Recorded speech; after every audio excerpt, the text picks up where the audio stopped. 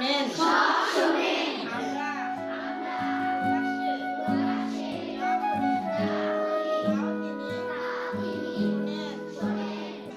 দুটি চোখে আলো নেই, পৃথিবী যেন চিরকাল এক গভীর অন্ধকারে মোড়ানো তার জন্য। যেখানে তিনি নিজে দেখতে পান না, সেখানে শিক্ষার্থীদের জন্য হয়ে উঠেছেন দিক নির্দেশক, আলোর বাতিঘর। অক্ষর দেখতে পান না, তবুও তার পড়ানো প্রতিটি লাইন পাঠ্য বইয়ের সাথে হুবহু মিলে যায়। বগুড়ার সারিয়াকান্দির দেবডাঙ্গা কালীবাড়ি সরকারি প্রাথমিক বিদ্যালয়ে প্রতিদিনই এক অনন্য দৃশ্য দেখা যায়। পঞ্চম শ্রেণীর ইসলাম শিক্ষা ক্লাস চলছে, আর সামনে দাঁড়িয়ে শিক্ষার্থীদের শেখাচ্ছেন বিলকিস খাতুন। বসুন্ধরা ডায়াপেন্ট এখন আরো উন্নত। এই হট এয়ার থ্রো টপশিট দ্রুত শোষণ করে সোনামণিকে দেয় কোমল অনুভূতি। তিনি যা উচ্চারণ করছেন, শিক্ষার্থীরা তা একসঙ্গে জোরে জোরে বলছে। আশ্চর্য হলেও সত্যি, তার হাতে থাকা বইয়ের পাতাগুলো একেবারেই ফাঁকা, শুধু কয়েকটি ডট ডট ছাপ। কখনো মিথ্যা সাক্ষ্য দেব না। ম্যাডাম যা আমাদের পড়ান তা বইয়ের সাথে মিল আছে এবং আমাদের কোনো অসুবিধা হয় না। ম্যাডাম যেগুলো পড়ান তা আমরা সহজেই বুঝতে পারি ও শুনতে পারি, আমাদের পড়তে কোনো অসুবিধা হয় না। ম্যাডাম যেগুলো বলেন সবগুলো বইয়ের সাথে মিলে যায় এবং আমরা সহজেই বুঝতে পারি। এই ডটগুলোই বিলকিসের ভাষা। ব্রেইল পদ্ধতির সাহায্যে স্পর্শ করে অক্ষর বোঝেন তিনি, আর সেই জ্ঞানই শিক্ষার্থীদের দিচ্ছেন। সব বইয়ে উনি পড়াইতে পারেন, তবে দুইটার বিষয়ে উনি বেশি পারদর্শী। এবং যেহেতু আমাদের গণিত, ইংরেজি, বাংলা এগুলোর ব্যাপারে লিখতে হয়, তার লিখতে সমস্যা, সে লিখতে পারেন না, কারণ বোর্ড ব্যবহারের একটা বিষয় আছে শ্রেণীকক্ষে।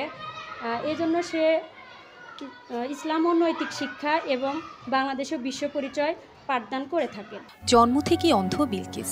তার নতুন পথ চলা শুরু হয় রাজশাহী পিএইচডি সেন্টারে ভর্তি হওয়ার মধ্য দিয়ে। এরপর জয়পুরহাটের খঞ্জনপুর মিশন উচ্চ বালিকা বিদ্যালয় থেকে এসএসসি, বেগম বদরুন্নেসা সরকারি মহিলা কলেজ থেকে এইচএসসি, আর ইডেন কলেজ থেকে স্নাতক শেষ করেন। এরপর প্রাথমিকে শিক্ষক হিসেবে নিয়োগ পান। বড় যখন হই, মানে 5-6 বছর, সবাই ধরেন যে পড়াশোনা করতো, আমি কিন্তু তখন পড়াশোনা করতে পারতাম না। আর আমি শুধু ভাবতাম আমি কিভাবে পড়বো, কারণ আমি তো চোখে দেখি না। সবাই স্কুলে আসতো, আমার তখন খুব খারাপ লাগতো ব্যাপারটা, আমি আসতে পারতাম না। আমার এক কথায় বলতে গেলে আমার সাফল্য অর্জন হচ্ছে আমার ভাইয়ের জন্য আমি সাফল্য অর্জন করতে পারছি, তাছাড়া আমি কখনো এত দূর আগাইতে পারতাম না।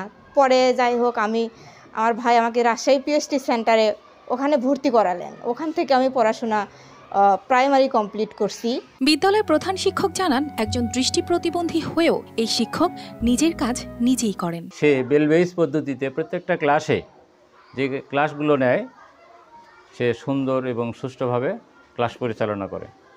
তাতে তার কোনো সমস্যা হয় না এবং ছাত্ররাও বুঝতে কোনো অসুবিধা হয় না। বিলকিস খাতুন শুধু একজন শিক্ষক নন, বরং এক জীবন্ত অনুপ্রেরণা। তার গল্প শুনে অন্য বিশেষ চাহিদা সম্পন্ন মানুষরাও উৎসাহিত হবে নিজের পায়ে দাঁড়ানোর জন্য।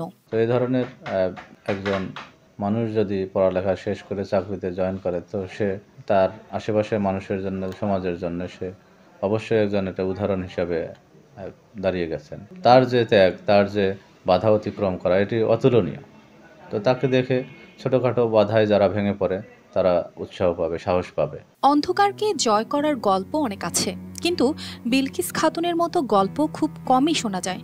চোখে দেখতে পান না, কিন্তু শিক্ষা দেওয়ার শক্তি তার মধ্যে অগাধ। News desk, RTV।